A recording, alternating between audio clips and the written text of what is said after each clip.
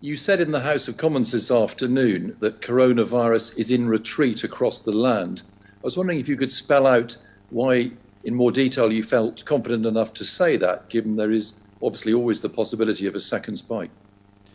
Thank you very much, Hugh. I think it's important to look at all the figures and all of the information and all of the scientific advice. And the good news is that whilst this is clearly not over, there is progress on all of those statistics. The figures on the number of people who've died do tend to be lower at the weekend, but were 55 yesterday across the country as a whole, and as I said, 0 in Scotland and in London hospitals.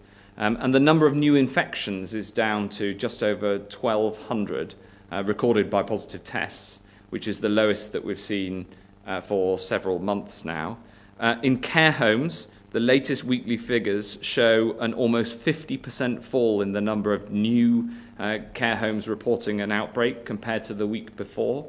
And if you look at the total number of excess deaths compared to the number of people who normally die at this time of year across the country, that has come right down as well. So when you look across the board, it is clear that coronavirus is in retreat across the country, but we must be vigilant and we must be cautious, and we are taking a safety-first approach. It means that we can proceed with our plan of making some changes, for instance, looking towards the proposals that have been made next week on the retail sector, and that people can have confidence to take their children to school in the 3 years that we've opened so far.